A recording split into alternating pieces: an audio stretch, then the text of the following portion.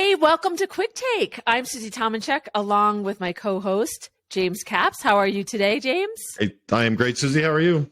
I'm awesome. I'm super excited because this is one of my favorite episode topics that we have here. This is Quick Take, where we talk about the things that are on the minds of executives everywhere. And we're being very literal today because we're taking questions from our fans. I know. This is super fun. They're not fans. They're just other executives. They're like us. Well, I think some of them are fans. I think you have a stalker now, don't you? Like one of the CEOs. Probably. Yeah, I do. Yeah, let's just leave it at that. Should I let that go? Yeah, I should. Yeah, let that go. let's not. So we have questions that we're going to take, and we haven't really even practiced or anything. Not that we ever do, but it's always fun to pretend like we do. So we're going to just jump right into it. How's that sound, James? That sounds great. I'm excited to hear what's coming across the coming from our viewers. All right. Well, we did talk about this question. I'm not sure I'm going to get it right, so you might have to rephrase it. So the first question was, what do we need to worry about right now? Oh, no, wait, I just remembered the question. Let's start again. Pretend like I just didn't do that. Okay, take two. Okay. Here we go. Hey, James, our first question, it's coming from us from Cincinnati. Hal. Hey, Hal, thanks so much for submitting this question. His question is, James and Susie, do we need to worry about ChatGPT? Yes. Question mark. That's a great question. And well done. And a good recovery. it's like the computer finally booted up. I'm channeling you. It's all good. It's all good. It's well played. Question. That's a really good question. I mean, you can't read anything or hear anybody talk about anything but ChatGPT, and it is, and all the others. There's everybody who's got a $1 trillion worth of R&D are trying to do something similar to that. And I think it's an interesting topic. I think it is a very something we should be talking about as leaders. I think it will have a place in our ecosystems, and like many things, it will be in our ecosystems like we want it to be, whether we want it to be or not. I think as leaders, we should really be thinking about all sorts of internal influences, external influences, and things that can affect the way that we run our businesses. This one has a lot of sex appeal, and it is kind of interesting, and it's getting a lot of press. But I really think that I'm not saying you don't need to pay attention to it, but you need to pay attention to it as much as you need to pay attention to other things. Yeah. Now, is it possible that one of your developers is having all of his work done by his roommate, who is actually a better developer when they work from home? Sure, that's a problem. And you have to worry about that. Is it possible that ChatGPT is being used by one of your employees to do their job? Also a problem. So is it a unique situation that your employees can be using things and doing things that you're not expecting? No, that's not unique. This is just a new tool. So I think you should be talking about it with your leadership. I think you should be looking at ways that you can use it and benefit from it. But you also have to be aware that there's risks that go with it. So I guess maybe to Hal's question, it's real. And you should discuss it like many things, but I don't think it's the end of anything. It's just the beginning of a lot of things. Yeah.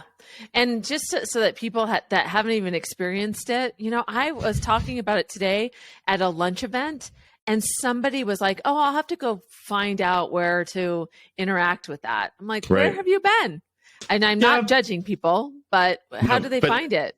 Well, ChatGPT in particular is available through it's basically a website that you can register and log in.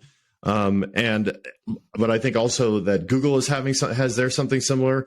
Bing is incorporating some stuff in their thing as well. Yeah. So I think it is, it doesn't take much. I don't need to give the URL here. It'll be in our notes.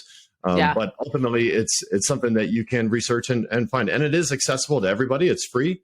I think that in some cases there are some limitations to the number of accounts, and you may get on a wait list because obviously it's super popular. But I do think it's one of those things where it's worth playing with. And I would liken it to, perhaps if you haven't seen it, I would liken it to just the first time you used a browser, or not a browser, but a search engine. Yeah. And you had to learn to talk to it in the right way. You're like your mom or your grandma may type into Google, something that is going to give the wrong answer. They're going to type in some weird words or sentences, and that's not how you talk to the search engine. Yeah. This is a similar situation where you have to learn how to interact with it, and I think it's worth doing. Yeah, it's super cool. It's amazing what it can come up with, and you can almost have a conversation with it as if you were just talking about the weather or different things you're curious about. So that's a great way to start. All right, that was a good one. Next question. Okay, the next question comes in from Rebecca in Ohio. And she was talking about how just in all these different companies, we've seen a lot of layoffs, a lot of changes, a lot of restructuring. What are you seeing in terms of, is it hard to hire? What is the current, if you could kind of put a definition around the current environment in terms of good talent, what would you say? Well, that's a super interesting question. And I think obviously that question was coming in from the Midwest, and, a lot of the folks that I deal with are either on the East Coast or in Europe. I think it varies by location, and that's a non-answer. But I will say that while external influences do affect the market, for sure, things we've seen in the last few days regarding the banking industry, very challenging. Earlier in the month, we had a tremendous number of layoffs. A lot of those things, though, are localized, and there are still a lot of technology jobs, a lot of senior leadership jobs. A lot of those jobs are just not getting filled. And so, is it still an employee's market? I really do think it is. I still think that as a leader, it is super challenging to hire. We still spend a lot of time and a lot of money trying to fill those roles that we have open. So. Is it as ridiculous as it once was? Absolutely not. Is it still abnormally hot? I still think it is. And I think it's going to stay that way for good talent. I think while we may be able to see that, that Facebook is going to lay off another 10,000 folks, you know what? I still spend an inordinate amount of time to hire a leader. And that's more expensive to me. And the 10,000 people getting laid off in the Valley doesn't change a thing about what's going on in Delaware. And so the truth is while we can reflect and see that the market is a little tumultuous, at the end of the day, as leaders, we need to be thinking about maintaining our good people and growing our good people, because that's really the lowest cost way to ensure that you don't have attrition and you don't have to be responding to the tough market. Awesome. All right, that was a good one. All right, our third question actually comes from Denver. It was actually put together as a conversation with, I was with some senior leaders, and they have they have teams all around the world, and they are responsible for technology. And they said that it has been much more challenging to innovate remotely, and that their assertion was, the only way we can create real innovation is when we have people in person, in a room, in the same room. And so he was like scratching his head, like, what can we do to get better at brainstorming and thinking outside the box and allowing people's ideas to come to the table and flourish? So what would you say to that? What advice would you give him? I think that, well, that's a tough one. Look, I think I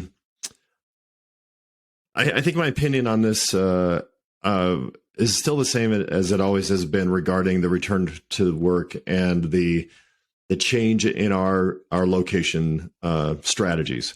I've worked for a lot of companies and spent most of my, I've lived in Denver the entire time and learned to. I had to elevate my game in certain areas so I could be part of those conversations. I was part of whiteboarding conversations, and I was innovating remotely. Now, how did I do that? I couldn't do it and behave the same way that my peers did when they were local. So my point is that if the goal is innovation and you think the only way you can do it is by having people in the room, I think you're wrong. I think you just have to try and flex new muscles. I think you have to take it to a different level. You have to be thoughtful and purposeful in what you're trying to accomplish and implement those things. Just like we did during COVID, and we've been doing it the last couple of years about having people that are in the office in different ways. We have still managed to keep and maintain a corporate culture. We've still managed to keep and maintain good relationships with our employees by doing different things.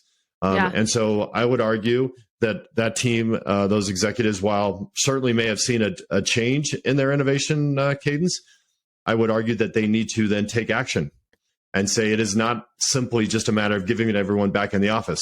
It is a matter of finding ways to innovate together when everyone is just simply not going to be back in the office, or you're going to be global, or you're going to be traveling.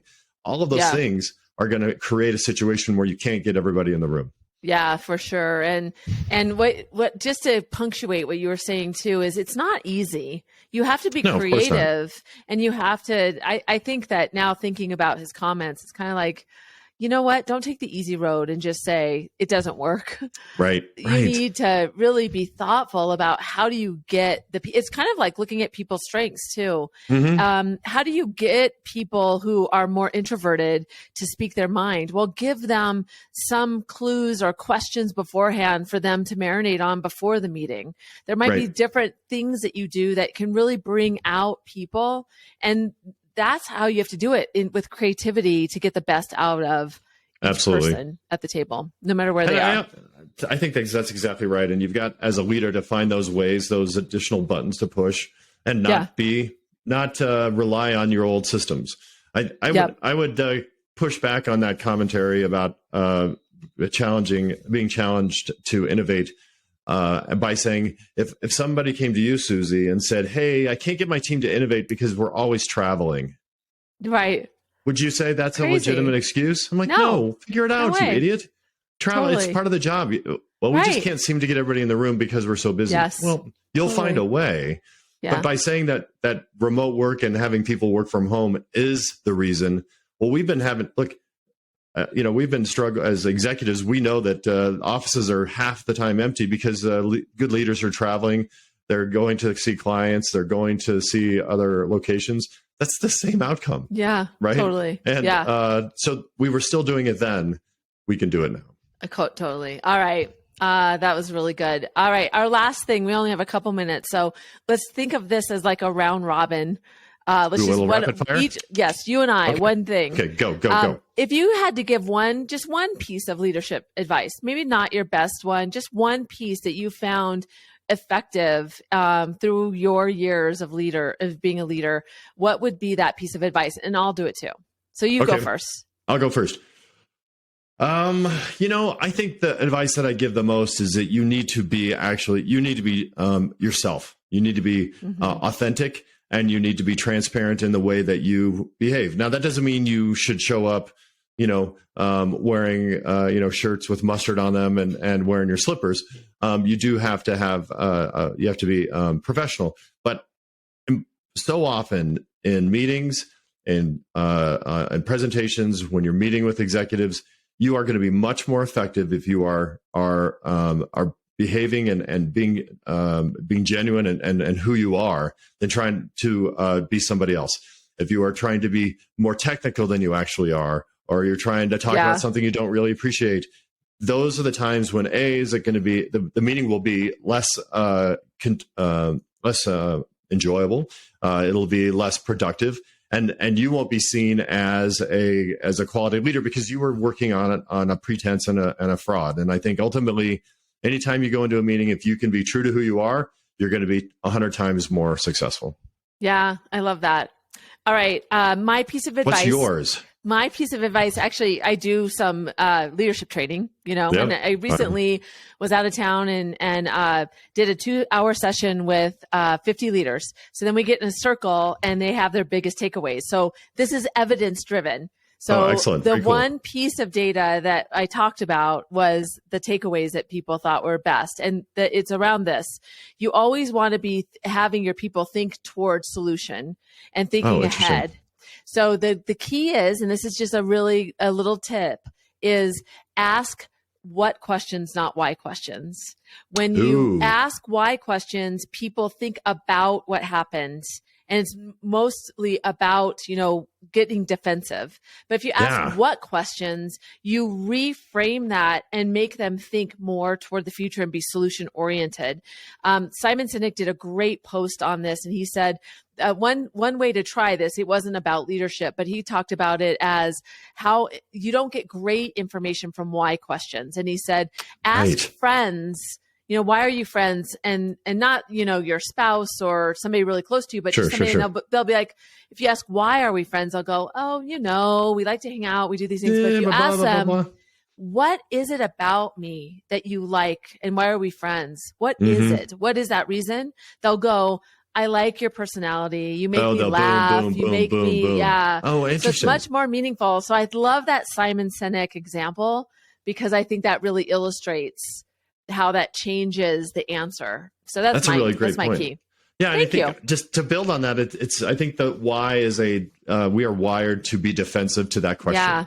Right. And so to just reframe, in fact, changing one word, people are going to respond in a different way. I really like that. That's something that I'm gonna try it. I'm gonna try to use that. Yeah, I'm gonna try to do it just in my everyday personal life. I'm gonna try to do it more, even to myself. Well, thanks to Ken, to Rebecca, and to Hal for submitting your questions. And let's welcome anybody that's listening now. Drop us a note. Tell us what's on your mind. Tell us what you liked. Give us a question. Try to stump us. Whatever you want. We want to hear from you. Good questions. Thanks, everybody. Yes. So thanks for joining us. This has been Quick Take. I'm Susie Tomanchuk, and you are? I'm James Capps. All right. Until next time, thanks for joining us. Take care.